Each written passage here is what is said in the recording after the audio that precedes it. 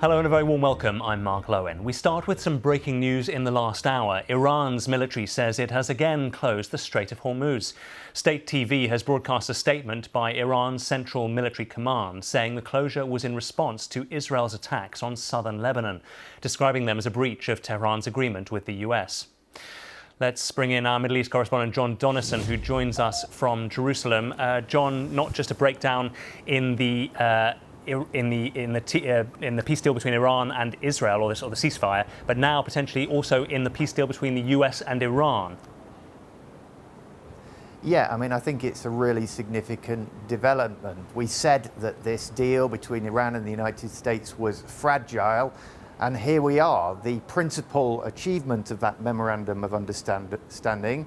And I think one of the biggest priorities for the United States was reopening the strait, and what that's lasted a couple of days, and it's now closed. So we understand from Iranian state TV that there is now a negotiating team on the way to Switzerland, presumably to meet with the Americans.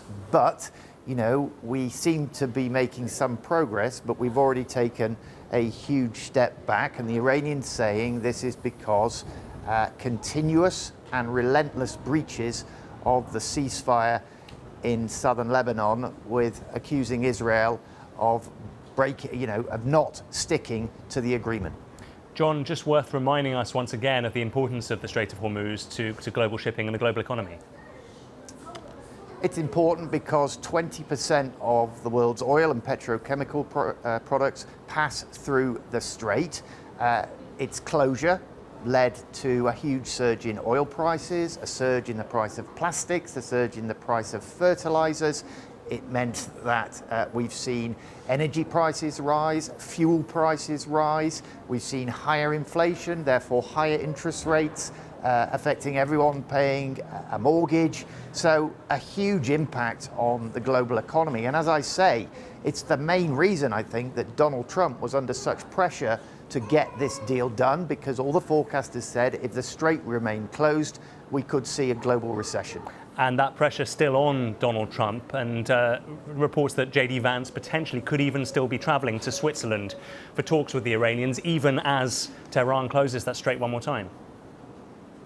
Yeah, no reaction I've seen yet from the White House, but, you know, they are going to be greatly concerned. And it's going to be very interesting to see what pressure the United States can put on Israel regards to Lebanon, because at the moment it's difficult to see that while Israeli troops continue to occupy a large chunk of southern Lebanon, they say they maintain operational freedom to strike against Hezbollah.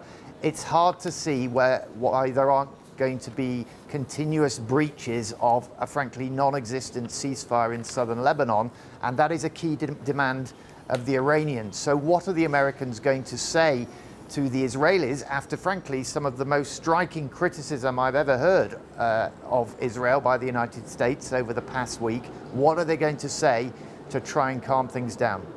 Yeah, we wait to see Donald Trump's reaction, likely to be a post later, I would have thought, on Truth Social. John Donnison in Jerusalem for the moment, thanks very much indeed. Well, as John was saying, the Israeli military says it has been striking Hezbollah targets in South Lebanon in response to overnight attacks, despite a ceasefire announced less than 24 hours ago.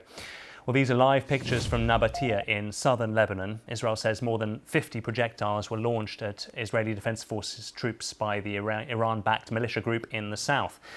Lebanon's Civil Defense Agency says ongoing Israeli strikes on the Nabatea district have killed 16 people. From Lebanon, Hugo Bashega reports. Recent promises of peace in Lebanon have often ended in more war. A country under attack also feels under siege. And Nabatea is hammered again. We've been here for about 10 minutes, and there's been a wave of very intense Israeli airstrikes. We've just heard another one, and we can see the plumes of smoke rising from the locations that have been hit. And now there's also the sound of an Israeli drone flying in the distance. At this hospital, the ambulances arrive but only bring the dead. They are left on the floor of the morgue already full. These men are exhausted, counting the losses of this war, but never losing hope. Are you tired? Of course we are tired, but this is nothing when you save the life of a child or an elderly person. There was supposed to be a ceasefire, and many people had returned to their homes. This contributed to the increase in the number of casualties. The bombing was in response to the killing of 4 Israeli soldiers by Hezbollah in southern Lebanon. As we leave, we see a motorbike still on fire and the risky mission to retrieve yet another body. There's now a new ceasefire, but a lasting truce remains elusive. Yesterday, we had a rare chance to see the part of Lebanon that is under Israeli occupation on a humanitarian mission of the Order of Malta. Israel says it has no intention of pulling its troops out of Lebanon. It wants to create a security zone along the border, free of Hezbollah. We saw the Israeli military presence, but were not allowed to film much of the journey. There's nothing left in Shia villages. Families who've been forced to flee may never be able to come back. The piles of rubble are now a symbol of destroyed buildings, broken promises, and lives. Hugo Bashega, BBC News, Southern Lebanon. Let's bring in Dr. H.A. Hellier, who is a Senior Associate Fellow at the think tank RUSI. Dr. Hellier, thanks very much for your time. How serious, in your view, is this new closure of the Strait? Thank you very much for having me. Always a pleasure. I think it is quite serious. I think, unfortunately, it's quite predictable, though. The Iranians made it clear that they would consider the continued bombing of Lebanon by the Israelis to be something that was permitted by Washington, D.C., and would be a violation of the MOU. Now, the Iranians are a very nefarious actor in the region. I don't think there should be a debate about that. But at this point, they're not wrong. The Israelis would not proceed in Lebanon unless they were sure that there wasn't going to be a price to be exacted by the Americans, that there wouldn't be leverage that would be used by the Americans. And of course, the Americans have tremendous leverage over the Israelis. And they're correct. Washington could have stopped the Israelis from proceeding this faction, has opted not to do so.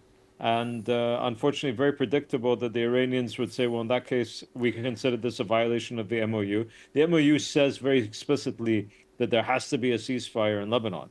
And the Israelis have made it very clear that they intend to undermine this MOU. U.S. intelligence has confirmed that over the last few days. American politicians have been railing against, including Vice-President Vance and Donald Trump himself, against Netanyahu and his cabinet. So I think this is quite predictable. I mean, Israel says it was responding to incoming fire, but you are saying, are you, that you think that this is a deliberate attempt by Israel to sabotage and break apart that memorandum of understanding? So let's be clear about two things here. One, when it comes to incoming fire where? They're talking about incoming fire, if there is any incoming fire, on Lebanese territory. That's occupied territory. That's 20% of Lebanon that the Israelis currently occupy, and they're bombing beyond that point. So that's one. Two, U.S. intelligence has already said, again, earlier this week, it was reported, that Netanyahu intends to undermine this MOU.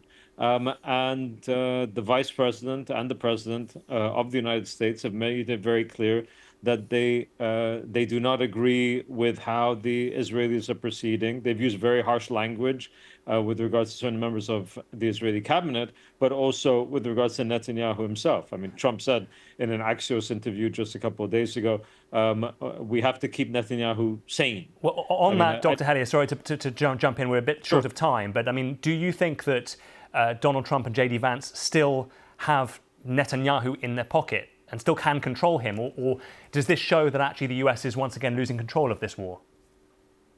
So let's be very clear. If they want to use the leverage they have in order to ensure that Netanyahu does back off, they can do so. But this is a choice, right? The United States has tremendous leverage, I'll say it again, over the Israelis, and they refuse to use it, whether it's in terms of arms cooperation, protection of the UN, military integration. There's so many tools in the toolbox, but the United States refuses to use those tools. And the Israelis know that they won't use them, hence they proceed. If they think that the United States will use them, they will stop, they will turn back. Dr. H.A. Hellier, we must leave it there, Senior Associate Fellow at the RUSI think tank. Thanks very much for your thoughts. Thank you.